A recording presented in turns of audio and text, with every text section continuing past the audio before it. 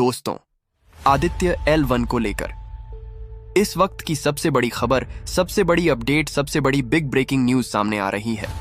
Lagrange point L1 की ओर दहाड़ते हुए आदित्य सूर्ययान ने सूरज के नजदीक 15 लाख किलोमीटर में से 10 लाख किलोमीटर की दूरी तय कर लिया है और पृथ्वी के प्रभाव क्षेत्र से भी बाहर निकल चुका है।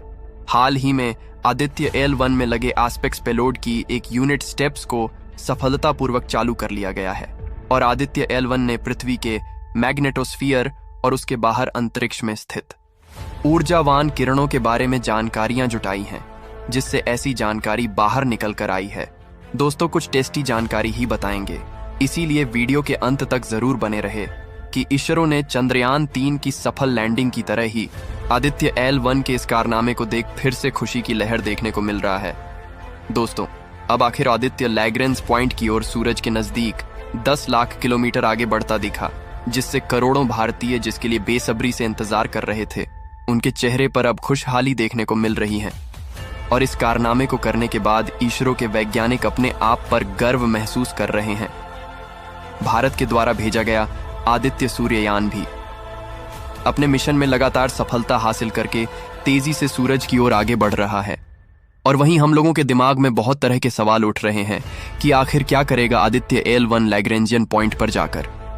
कुछ करेगा भी तो लैग्रेंज पॉइंट 1 पर जाकर ही क्यों? आखिर क्यों भेजा गया है आदित्य L1 को? और क्या सूर्य के रहस्य का अध्ययन करना काफी चुनौतीपूर्ण है? दोस्तों, ऐसी ही जबरदस्त जानकारी जानने से पहले अगर आप एक सच्चे देशभक्त हैं तो इस वीडियो को एक लाइक जरूर कर दीजिए और कमेंट बॉक्स में इसरो की मेहनत और कामयाबी के लिए जय हिंद, जय इसरो जरूर लिखें। तो चलिए दोस्तों, हम अपने वीडियो के टॉपिक पर आते हैं। दोस्तों, सूर्य तथा पृथ्वी के बीच में लैग्रेंज पॉइंट 1 है। सौरमंडल में पृथ्वी सूर्य का एक अंडाकार कक्षा में चक्कर लगाती है। इस वजह से कुछ बिंदु ऐसे होते हैं जहां दोनों को का गुरुत्वाकर्षण एक दूसरे को कम कर एक तरह का संतुलन बना देता है। वैज्ञानिक इन्हीं स्थानों को लैग्रेंज बिंदु कहते हैं। लैग्रेंज बिंदु L1 पृथ्वी से 15 लाख किलोमीटर दूर सूर्य और पृथ्वी के बीच स्थित है। इसीलिए भारत का सूर्ययान लैग्रेंज पॉइंट 1 पर जाने वाला है। यहां पर पृथ्वी और सूर्य की ग्रेविटी एक दूसरे को फोर्स नहीं करती है, इसीलिए भारत के सूर्ययान को लैग्रेंज पॉइंट 1 पर भेजा गया है, जो लगभग 109 दिनों के बाद अपने चयनित स्थान पर पहुंच जाएगा। फिर वहां से सूरज की बाहरी सतह पर नजर रखेगा। सूर्य की भयानक बाहरी सतह की जानकारी जुटाकर पृथ्वी पर बैठे इसरो के पास भेजेगा। दोस्तों, आपको बता दें कि सूर्य पर गुरुत्वाकर्षण पृथ्वी से 28 गुना अधिक है। इसीलिए इसे पृथ्वी और सूर्य के बीच L1 बिंदु के चारों ओर एक कक्षा में डाला जाएगा, जहां यह सौर वातावरण, सौर चुंबकीय तूफान और पृथ्वी के आसपास के वातावरण पर इसके प्रभाव का अध्ययन करेगा। सूर्य के रहस्य का अध्ययन करना काफी चुनौतीपूर्ण है, क्योंकि इसके सतह का तापमान लगभग 9,941 डिग्री फ़ारेनहाइट है। सूरज के बाहरी कोरोना का तापमान अभी तक मापा नहीं जा सका है। इसे देखते हुए आदित्य L1 पृथ्वी और सूर्य के बीच की कुल दूरी के लगभग 1% दूरी 15 लाख किलोमीटर पर मौजूद L1 के पास की कक्षा में स्थापित किया जाएगा। वहीं धरती पर बैठे इसरो के वैज्ञानिकों ने अपने आज तक के सबसे बड़े स्पेस मिशन आदित्य L1 को लॉन्च कर दिया था, जिसे इसरो के बाहुबली रॉकेट PSLV ने अंतरिक्ष में ले जाकर पृथ्वी के 400 किलोमीटर के ऑर्बिट में छोड़ दिया था। और अब आगे का सफर आदित्य L1 को अपने बलबूते पर करना था। और यह सफर कोई 30-35 दिन का नहीं है, बल्कि पूरे 109 दिन और करीब 80 लाख किलोमीटर का था। इसलिए पूरी दुनिया की नजर आदित्य L1 पर टिका हुआ था, क्योंकि इससे पहले इसरो सिर्फ एक बार मंगलयान मिशन के दौरान ही अपने यान को पृथ्वी से इतना दूर भेज पाया है। जिसके बाद हमें एक बड़ी खुशखबरी मिली कि 30 सितंबर के दिन इसरो के वैज्ञानिकों ने कमांड सेंटर में बैठकर एक बटन दबाया, जिससे आदित्य L1 का इंजन ऑन करके 40,000 किलोमीटर की तेज रफ्तार से पृथ्वी की गोलाई वाली कक्षा छोड़ दी और L1 पॉइंट पर जाने के लंबे गैलेक्टिक हाईवे को पकड़ लिया। लेकिन वह कहते हैं ना कि ब्रह्मांड पर हमारा बिल्कुल भी कंट्रोल नहीं है। वहां अचानक मुसीबतें अंतरिक्ष यान के दरवाजे पर दस्तक दे जाती हैं। ऐसा ही कुछ हुआ आदित्य L1 के साथ।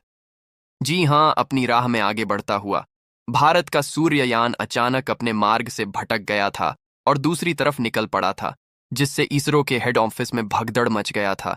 क्योंकि अगर कोई भी स्पेसक्राफ्ट अपनी राह में 1 डिग्री भी इधर उधर निकल जाए तो हजारों किलोमीटर की रफ्तार पर चलते हुए वह अपनी तय की गई मंजिल से काफी दूर निकल जाता है और फ्यूल की कमी होने की वजह से उसे इतनी दूर से वापस भी नहीं लाया जा सकता, जिससे पूरा मिशन फेल हो जाता है। इसलिए जब 6 अक्टूबर के दिन जब आदित्य L1 अपनी राह से भटका, तभी इसरो के कमांड सेंटर में इमरजेंसी सिग्नल शुरू हो गया और इसरो के वैज्ञानिकों के पास आदित्य L1 की एक ट्रैजेक्टरी ठीक करने के लिए बस कुछ ही मिनट का समय बचा था। तो जल्दी से सभी वैज्ञानिकों ने अपने कंप्यूटर संभाले और परफेक्ट कैलकुलेशन करके तुरंत आदित्य L1 का इंजन फिट कर दिया, जिससे उसके तय किए गए एंगल पर मुड़कर अपनी रफ्तार देखते ही देखते अपनी राह पर वापस आ गया। जी हां, इस बात की जानकारी देते हुए इसरो ने अपने ट्वीट में कहा कि 6 अक्टूबर के दिन हमने प्रोजेक्टर कलेक्शन मैनुअल यानी TCM को परफॉर्म किया था, जिसके लिए आदित्य L1 के इंजन को 16 सेकंड के लिए फायर किया गया था। उन्होंने आगे बताया कि ट्रांसलेशन पॉइंट इन सेलेक्शन प्रक्रिया के बाद प्रोजेक्टरी बुकिंग कर उसे करेक्ट करना अनिवार्य था, क्योंकि प्रोजेक्टरी कलेक्शन मैनुअल से सॉल्यूशन होता है कि स्पेसक्राफ्ट अपने सफर में सही तरह से आगे बढ़ेगा और लैग्रेंज पॉइंट L1 के पास वाली हेलो ऑर्बिट में सही से एंट्री ले लेगा। इस वक्त आदित्य L1 सही सलामत आगे बढ़ रहा है। अब से कुछ ही दिनों के बाद उसके मैग्नेटिक मीटर को फिर से ऑन कर दिया जाएगा।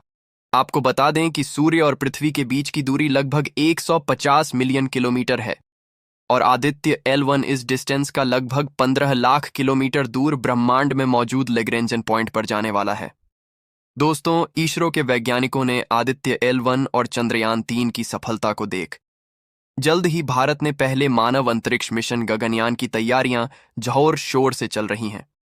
इसरो 30 अक्टूबर 2023 को Gaganyaan test vehicle space flight launch करेगा। दोस्तों, आदित्य L1 के सही सलामत बने रहने की शुभकामनाएं कमेंट बॉक्स के द्वारा दे सकते हैं। इस वीडियो को एक लाइक जरूर करें और हाँ, इसी तरह की इंफॉर्मेटिव वीडियो पाने के लिए हमारे चैनल को भी सब्सक्राइब कर लें और बेल आइकन को भी प्रेस कर दें, ताकि रोज रोज आने वाली एक नई वीडियो की नोटिफिकेशन आपको मिलती रहे। वीडियो को अंत तक देखने के लिए आपका बहुत बहुत धन्यवाद। जय हिंद।